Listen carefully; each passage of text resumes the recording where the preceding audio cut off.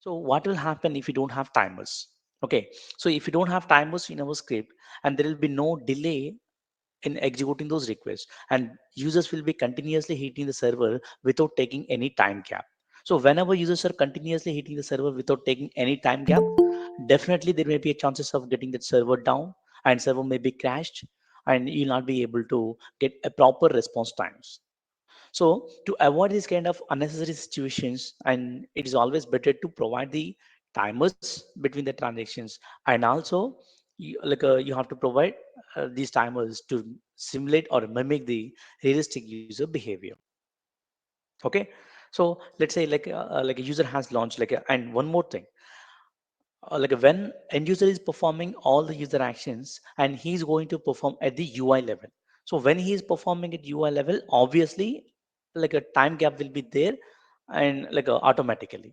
But here we are dealing with the backend APIs, and the user who is running on the JMeter, and he is not going to deal with the browser directly, and we are going to execute the backend APIs, and we are hitting the server with the backend APIs, and we are getting the response from the server. So there will be no time to enter the credentials, and like a automatic time gap will not be coming here. That is the reason we are providing the time gap to mimic the realistic user behavior. So timers will be used to provide some time gap between two consecutive transactions or two consecutive samplers. Okay, to provide some like a delay between them, and when you provide this delay, and server can have a time to breathe, and it can respond very well, and we can avoid server down and server crash related things. Okay, so we will see how to add the timers and what type of different timers we have, and we'll see now. Going to do some action, and all they will be running at the same time, but they will be performing different actions on the application.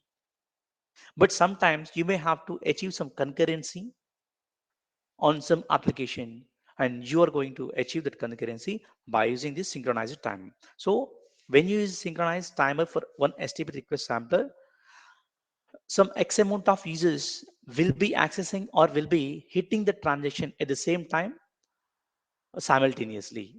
Okay, and generally they will be performing this particular sampler one by one. So they may not be performing this execution or performing this sampler, or they may not be executing the sampler at the same time. But when you add this synchronizing timer, all the users will be in the sync, and they will be doing at the same time. Okay, let me stop it. How many number of times you are executing? Mm, let's go with 5. Sorry, here loop count 5. See here, I am running my script with one user for 5 iterations, and we will see how much time it is taking without any timer.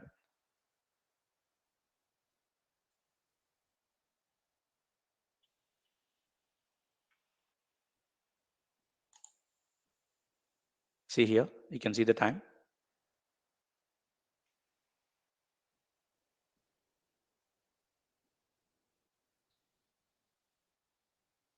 See, it took 11 seconds. If you see here, this is the total time, overall time.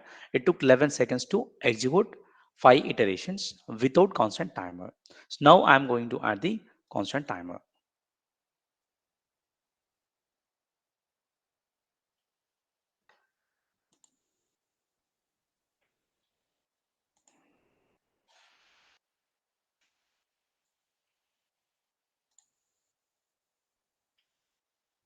Okay. Now see. So it is 11 seconds, and now I'm just clearing that, and I'm executing the same thing again. But here I just enable the constant timer.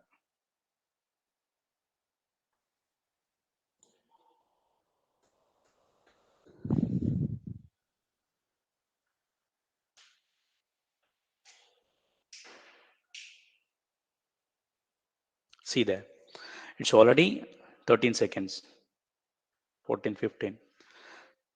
Earlier, all these transactions got executed very fast, but now 3 seconds delay time is getting executed. So that's why it is taking longer time. Okay. So earlier, all these 5 iterations got executed within 11 seconds itself.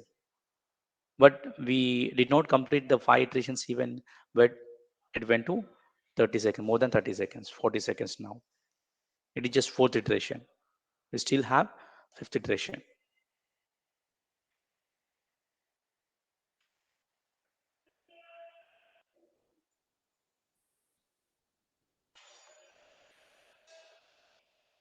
See here, 58 seconds it took.